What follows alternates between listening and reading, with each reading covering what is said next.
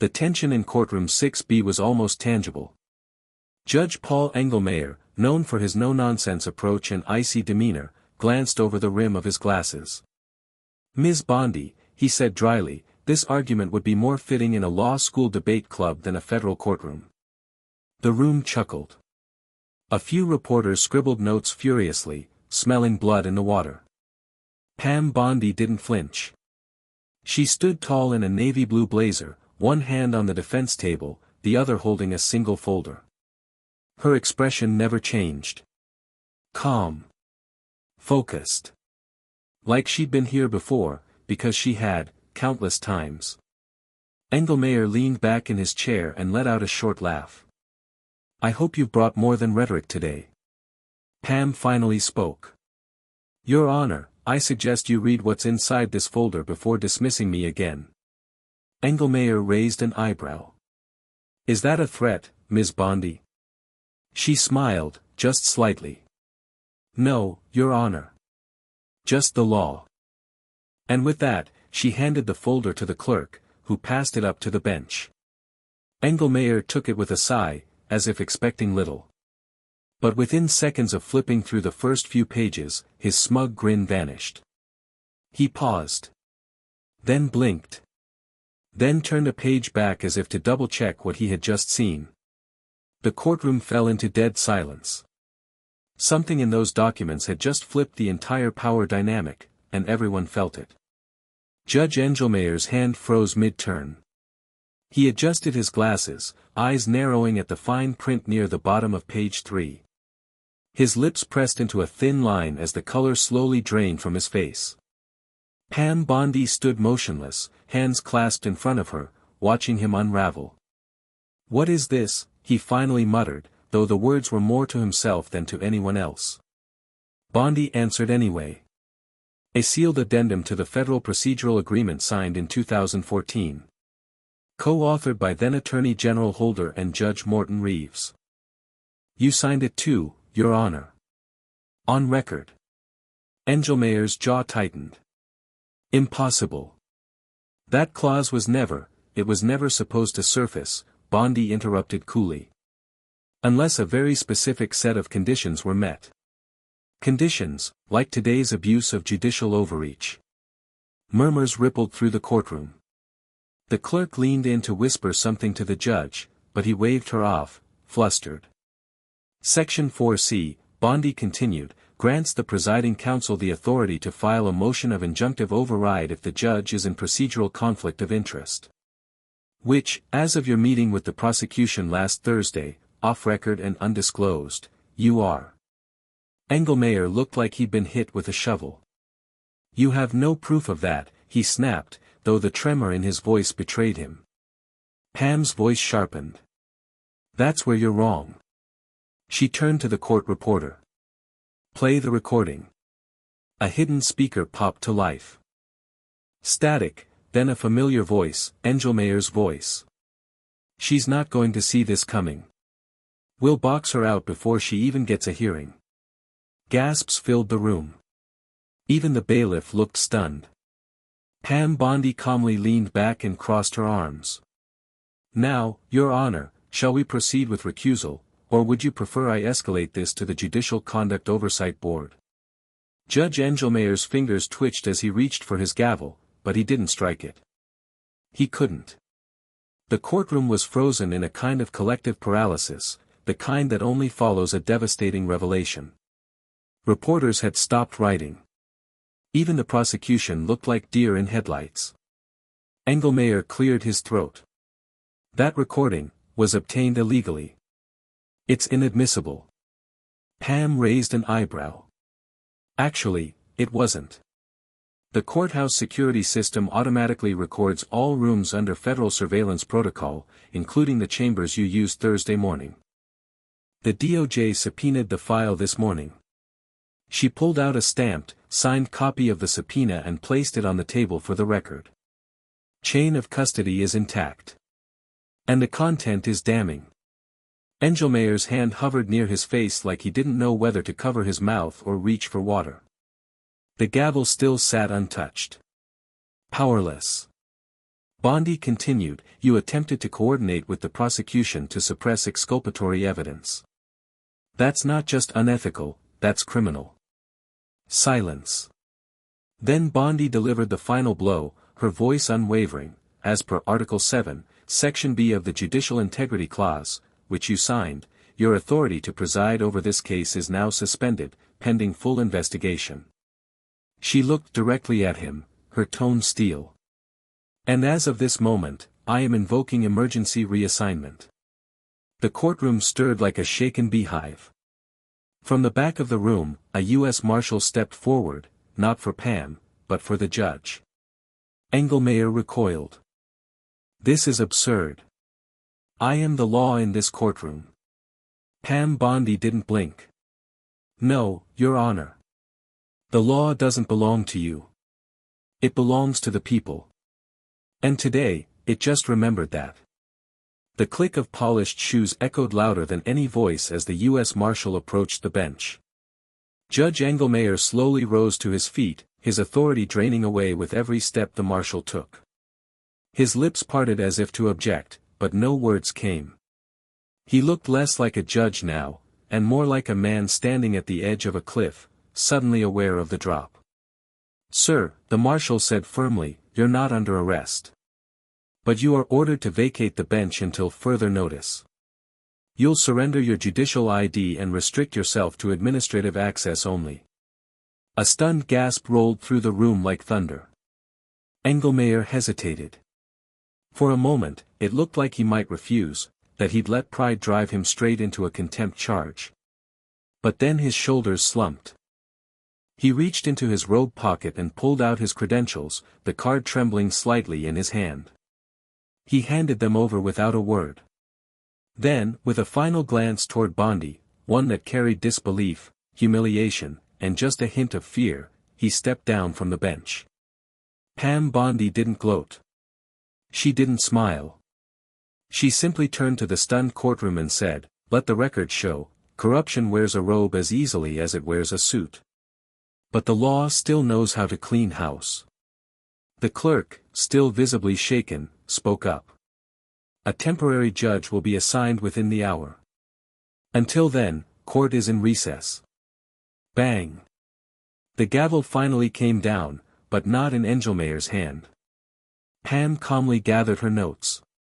She had dismantled a federal judge in under 10 minutes, with a single folder, a hidden clause, and one airtight legal move.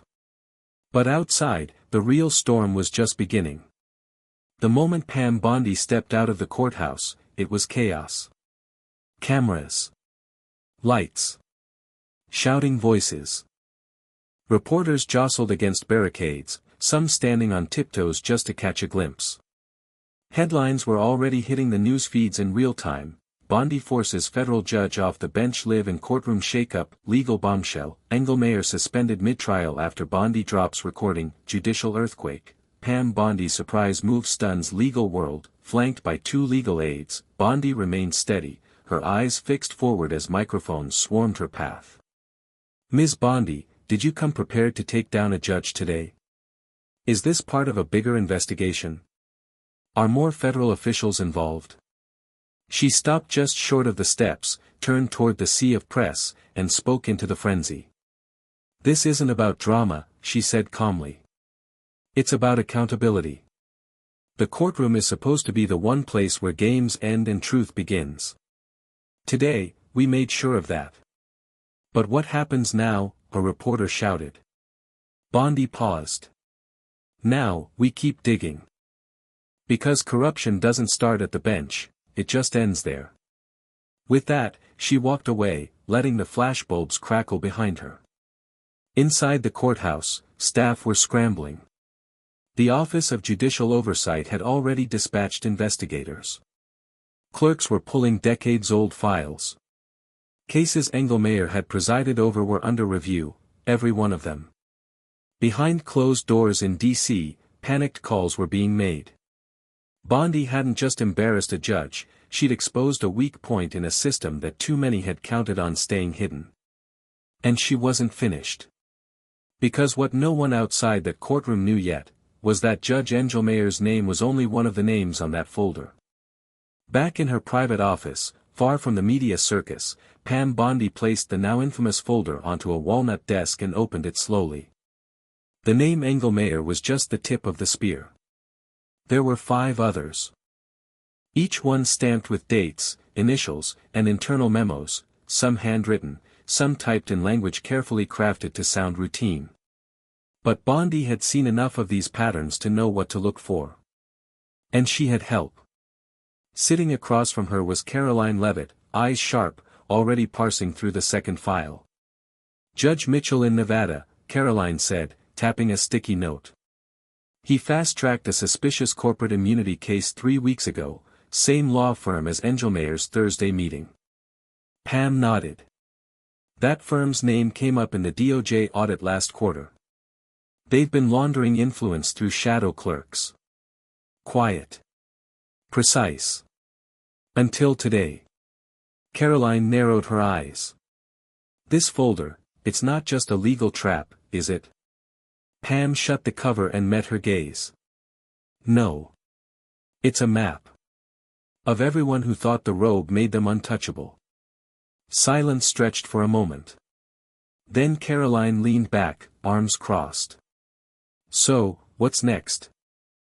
Pam opened a drawer and pulled out a sealed envelope marked only with a DOJ classification stamp. "We don't take them all at once," she said. "We make them watch. We move with precision. And we don't stop until the rod is cut out completely." Caroline smirked. "I hope they kept their robes dry cleaned." Outside the office, Pam's phone lit up with a call, restricted number. She answered without hesitation. A cold voice spoke, "You should have walked away, Bondi. Now you've made enemies in places you can't even see." She didn't blink. "Good," she replied. "Then I'm looking in the right direction." The call ended with a sharp click, no trace, no number, no voice to tie it back. But the message was clear, they were watching. Pam set the phone down slowly, her face unreadable. Caroline noticed. "Who was it?" Pam didn't answer at first.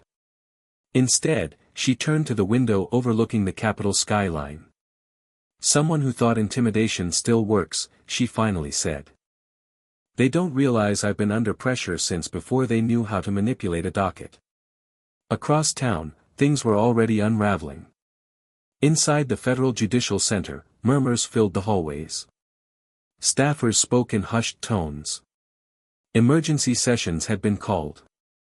Judicial review boards were requesting case histories, and ethics committees were suddenly wide awake. Judge Paul Engelmayer had reportedly taken medical leave, a rushed cover story no one believed. Rumors swirled that 2 more judges listed in Bondi's folder had cancelled public appearances and closed their chambers indefinitely. But that wasn't enough. Pam needed a clean break, a legal strike that would force national transparency. That's where the sealed envelope came in. She opened it now and unfolded the document inside, a federal petition to launch a bipartisan judicial integrity hearing, with subpoena power reaching into financials, communications, and backroom case assignments. All she needed were 2 more signatures from ranking committee members. Caroline was already ahead of her. "I just got word," she said, eyes lit with restrained fire. "Senator Hawthorne is in. That makes 1. And guess who just texted a green light?" She held up her phone. "Senator Manchin." Pam smiled, and for the first time all day, it wasn't a grim one. "They wanted silence," she said. "Instead, they're getting a spotlight." But they weren't the only ones planning a move. Because at that very moment, inside a luxury townhouse in Georgetown, 3 men in tailored suits sat around a firelit room, reviewing the same folder Pam had just weaponized. "She's gone too far," one of them muttered. Another leaned forward. "Then it's time we remind her that judges aren't the only ones who know how to bend the rules." The fire crackled softly as shadows danced on the walls of the high-ceilinged Georgetown townhouse. The 3 men sitting in leather chairs weren't politicians in the traditional sense. They didn't campaign. They didn't appear on cable news. But they moved power like others moved money, subtly, surgically, and without remorse. She's weaponizing the judiciary, the first man growled. If the public starts thinking the courts are rigged, they'll start digging into everything, the second finished grimly. And we're not built for daylight. The third man, older, quiet, held the folder Pam had unleashed earlier. He flipped it shut. Bondi doesn't fear us. That makes her dangerous. The second nodded. Then she needs to learn fear. Fast. But the old man shook his head. No. She doesn't need to fear us, she needs to be discredited. Publicly. Surgically. If she becomes a martyr, it'll backfire. He reached into a briefcase and slid out a manila envelope. Inside, sealed court complaints, a leaked email thread from Pam's days as Florida AG, old, weak, but enough to raise questions if spun properly. Push this through friendly outlets, he said. Talk radio. Social media accounts. Pseudo-legal blogs. Create noise. Muddy the waters. And if that doesn't work, the first man asked. The old man looked up, eyes flat and cold. Then we do what we've always done, remind her that nobody rewrites the rules without permission. Back in D.C., Pam sat in a private meeting room 2 floors below the Department of Justice. 3 agents from the Judicial Review panel sat across from her. They were sharp, skeptical, and clearly trying to decide if she was a crusader or a liability. Ms. Bondi, one of them said, you understand the risk you've taken. I do, she replied. Then answer this, are you building a case, or starting a war? Pam leaned forward. Both. By morning, the smear campaign was in full swing. Anonymous accounts flooded social media with half-clipped videos, outdated claims, and cherry-picked headlines. Pam Bondi's ethics questioned in old Florida case. Leaked emails suggest Bondi used political pressure on judges, power-hungry, or public hero. Legal community divided on Bondi's motives. Cable news anchors danced around the topic. Pundits speculated wildly. Some called her a disruptor. Others, a threat to judicial stability. But Pam didn't flinch.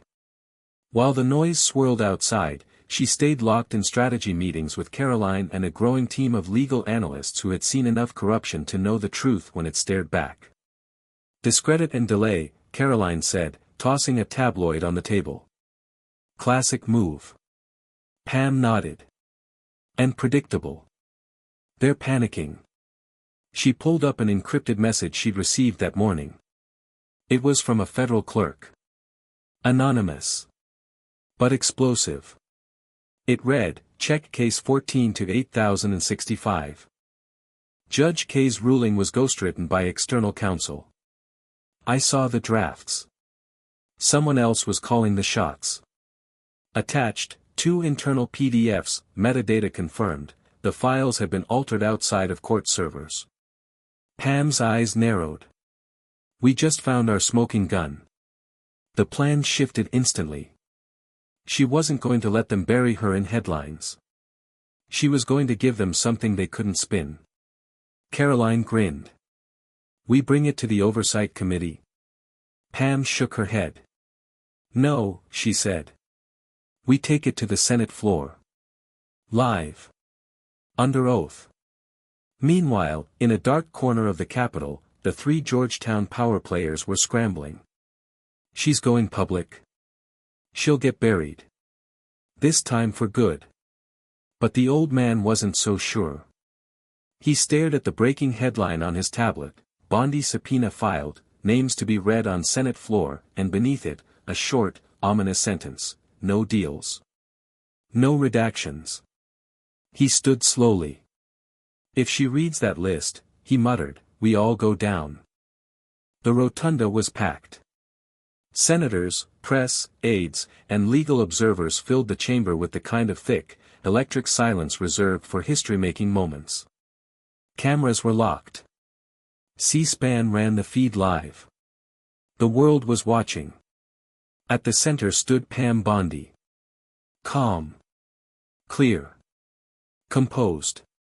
She held the now iconic folder in one hand and a signed subpoena in the other. "I appear today," she began, "not as a partisan, not as a pundit, but as a citizen, and a prosecutor, sworn to uphold justice, not protect power." She paused, then opened the folder. "What I'm about to read is not speculation. These names come with evidence, internal files, recordings, and official records. Each name represents a breach of the public trust. And I will not redact a single one." She began. Judge Paul Engelmayer. Judge Kendra Holt, Southern District of New York. Judge Mitchell Raines, Nevada Circuit. Chief Clerk Raymond Elson. Special Prosecutor David Hulse. Former Deputy AG Norman Keats. With each name, gasps echoed through the chamber. Senators shifted uncomfortably. Staffers stared at their phones, already seeing headlines light up the screen. But Pam didn't waver.